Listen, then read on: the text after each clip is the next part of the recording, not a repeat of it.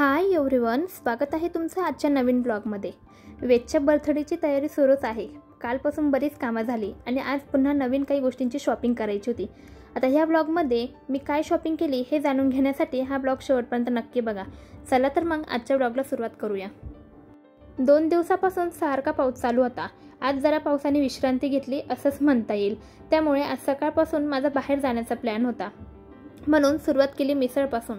आता तसं म्हणायला गेलं तर मला मिसळ खरंच खूप आवडते, पण मी खरंच सांगते, इथे मी जेव्हा मिसळ टेस्ट केली ना तेव्हा माझा मूडच ऑफ झाला। कारण मी इथे पुण्याला फर्स्ट टाइम मिसळ ट्राय केली होती आणि मला खरंच इथली मिसळची टेस्ट अजिबात आवडली नाही।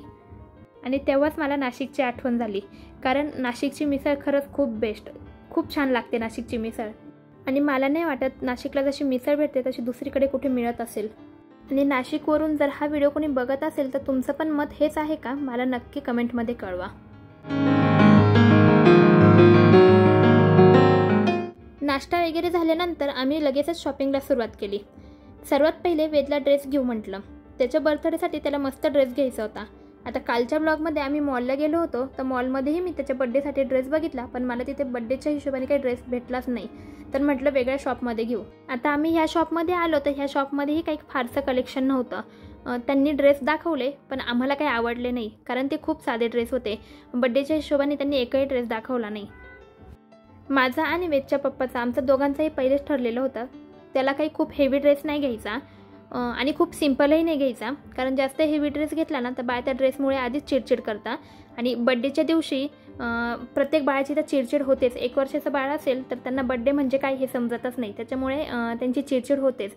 पण आम्हाला जसा पाहिजे होता तसा काही तिथे ड्रेस मिळालाच नाही। मग आम्ही त्या दुकानातून पटकन पळ काढला आणि दुसऱ्या दुकानात आलो। आता ह्या दुकानामध्ये ह्या दादांनी खूप छान छान कलेक्शन दाखवले, खरंच खूप सुंदर सुंदर ड्रेस दाखवले त्यांनी। पहिल्या ड्रेसपासून तर आम्ही जे काही 7-8 ड्रेस बघितले त्या ड्रेसमध्ये सर्वच ड्रेस खूप सुंदर होते। त्यांनी जो ड्रेस दाखवला तो ड्रेस आम्हाला खूप आवडला। आता इथे मी वेदसाठी ड्रेस बघत होती आणि त्याचं बघा काय चाललं होतं, ते दादा जे काही ड्रेस दाखवत होते त्याला ते ड्रेस ओढायचे होते, ते ड्रेस घ्यायचे होते, कारण त्याच्यासमोर हे सगळं होतं ना, तर त्याला असं वाटत होतं की काय घेऊ, हा ड्रेस घेऊ की तो ड्रेस घेऊ। आणि प्रत्येक बाळांचं असंच असतं, त्यांच्यासमोर अशा काही वेगवेगळ्या गोष्टी जर असल्या ना तर प्रत्येक बाळांना असंच होतं की मग हे घेऊ की ते घेऊ। त्यांना घेऊन काही करायचं नसतं, फक्त ते घ्यायचं असतं, थोडंफार खेळतील आणि परत बाजूला टाकून देतील, परत फिरकूनही त्यांच्याकडे बघणार नाही, अशी प्रत्येक बाळाची गंमत असते। बरं असो, इथे आम्ही मस्त ड्रेस बघितले, बरेच ड्रेस दाखवले त्यांनी आणि खूप छान छान ड्रेस दाखवले। त्यामध्ये मला 2-3 ड्रेस खूप आवडले होते, पण म्हटलं आता पुढे दिवाळी पण येते, तर दिवाळीला परत शॉपिंग करायचीच आहे त्याच्यासाठी, तर आता बड्डे पुरता घेऊ। तर फायनली आम्ही इथे बरेच ड्रेस बघितल्यानंतर एक ड्रेस मस्त चूज केला। आता तो ड्रेस कोणता असेल तो तुम्हीही गेस करू शकता आणि मला कमेंटमध्ये नक्की कळवा की मी वेदसाठी कोणता ड्रेस घेतला असेल।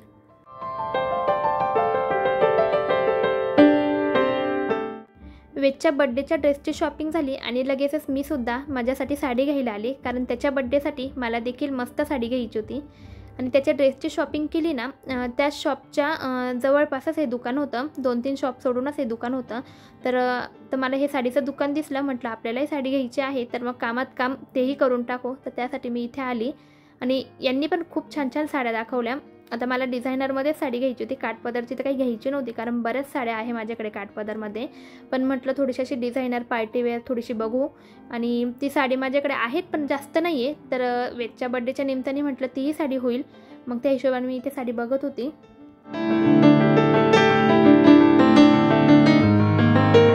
आता ह्या दुकानामध्ये सुद्धा मला एकापेक्षा एक कलेक्शन बघायला मिळाले। आणि गंमत म्हणजे मी जशा साडीचा विचार केला होता की मला अशी घ्यायची तशी घ्यायची, त्याहूनही मला खूप सुंदर साडी मिळाली। आता त्यांनी मला इथे बऱ्याच साड्या दाखवल्या, पण त्या सर्व साड्यांमध्ये ना मला 2 साड्या खूप आवडल्या। त्या 2 साड्या मी इथे ट्राय करून बघत होती की अंगावर कोणत्या साडीचा कलर छान दिसतो। आता तुम्हाला व्हिडिओमध्ये जरी त्या साडीचा कलर थोडासा वेगळा वाटत असेल ना, पण ओरिजिनल तो जेव्हा कलर आपण बघतो ना तेव्हा तो कलर खरंच खूप छान आहे। व्हिडिओमध्ये कलर खूप डिफरंट दिसतो, पण तोच कलर ओरिजिनल खूप फ्रेश दिसतो। तर इथे मी 2 साड्यांपैकी एक साडी फायनल केली। आता तुम्ही इथेही गेस करा की मी कोणती साडी घेतली असेल, तसं मला कमेंटमध्ये नक्की कळवा। साडीची शॉपिंग तर केलीच। आता इथे खरं सांगायचं म्हटलं तर मी फक्त साडीची शॉपिंग करण्यासाठी आली होती, मी ठाम विचार केला होता की फक्त साडीच घ्यायची, बाकी दुसरं काही नाही घ्यायचं. पण त्यांनी ड्रेस पण दाखवले, तर खरंच म्हणजे ड्रेसही खूप सुंदर सुंदर होते. आणि पुढे दिवाळी पण येते, त्याच्यामुळे माझं मन काही आवरलं गेलं नाही. म्हटलं पुढे दिवाळी येते तर दिवाळीसाठी ड्रेस वगैरे तर घ्यायचेच आहे. आणि दुकानामध्ये जर आपण आलो ना तर दुकानदाराचं पण ठरलेलं असतं. आपण एखादी गोष्ट घेतली ना तर ते अजून 4 गोष्टी आपल्याला पटवून देतात. तसंच इथे पण झालं. ते काका बरोबर सांगत होते की इथे ड्रेस पण खूप सुंदर आहे. आता हे ड्रेस तुम्ही जर दिवाळीमध्ये घेतले तर ह्या ड्रेसची जी किंमत आहे 200-300 रुपयांनी महाग होईल असं तसं. त्याच्यामुळे आपणही विचार करतो तेव्हा मग महाग होतील तर आपण आत्ताच घेऊन घेऊ, पुढे तर आपल्याला घ्यायचेच आहे. अशा हिशोबाने मग मी तिथे 2 ड्रेस घेतले. आता ते ड्रेस कोणते घेतले हे तुम्हाला दिवाळीच्या व्लॉगमध्ये बघायला मिळतीलच. पावसाचं वातावरण झालं होतं, माझी शॉपिंग वगैरे आवरली आणि नंतर आम्ही लगेचच वेदच्या बड्डेचं काही डेकोरेशनचं सामान घ्यायचं होतं, त्यासाठी इथे शॉपमध्ये आलो. कारण त्याच्या बड्डेचं डेकोरेशन आम्ही घरीच करणार होतो. आपण स्वतः काही गोष्टी केल्या ना तर त्याची एक वेगळीच मजा असते असं मला वाटतं. आणि त्या सर्व मेमरीज पण जास्त जपल्या जातात. आता काही सामान माझ्याकडे ऑलरेडी होतंच, कारण मी वेदचं अन्नप्राशनही केलं होतं आणि 6 मंथ बर्थडे केला होता, तर ते काही डेकोरेशनचं सामान माझ्याकडे तसंच उरून होतं. पण आता त्यामध्ये थोडंसं बड्डेचं डेकोरेशनचं सामान ॲड करू म्हटलं आणि आपण ते डेकोरेशन घरीच करू असं आमचं ठरलं. तर त्यासाठी आम्ही इथे डेकोरेशनचं सामान घेण्यासाठी आलो. तर इथे जे काही सामान घ्यायचं होतं ते घेतलं आणि त्यानंतर आम्ही घरी गेलो.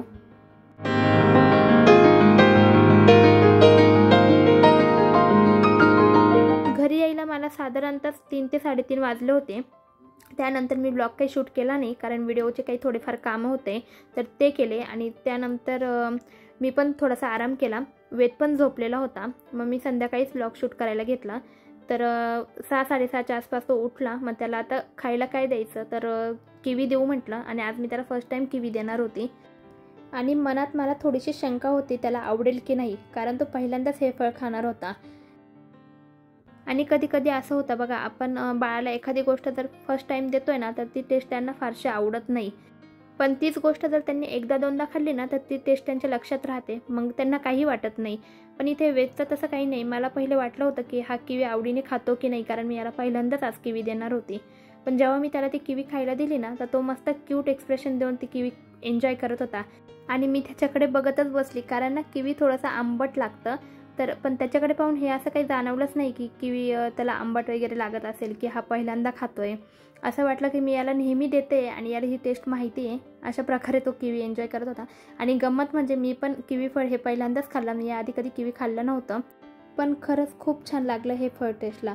तेव्हाच मी ठरवलं की हा हेल्दी ऑप्शन आमच्या डाएटमध्ये यापुढे नक्की असणार. चला, हे किवी फळ आता वेदने जितकं आवडीने खाल्लं ना तितक्याच आवडीने आम्ही सुद्धा खाल्लं. पण आता किवी फळ खाऊन पोट तर काही भरणार नाही, स्वयंपाक तर करावाच लागेल. आता खरं तर मी दिवसभर इतकी दमली होती ना तर आज स्वयंपाकाची पण इच्छा नव्हती. तर पण काय करणार, उपाशी तर काही झोपता येणार नाही, पोटासाठी काही थोडंफार तर बनवावंच लागेल आणि खावाच लागेल. त्यामुळे इथे मी साधी सोपी आज खिचडी करू असं म्हटलं. म्हणजे मी माझ्या मनाशीच ठरवलं होतं की आज खिचडीच बनवूया, कारण जास्त काही मी बनवणार नव्हती. आणि नेहमी मी मूग डाळीची खिचडी बनवते, तर आज म्हटलं थोडंसं काहीतरी वेगळं. तर थोडीशी तूर डाळ टाकली आणि तूर डाळ टाकून खिचडीचा प्लॅन केला मस्त. तर साधा सिंपल बेत होता, जास्त काही केलं नाही मी. अगदी थोडंसंच प्रिपरेशन केलं मी खिचडीसाठी.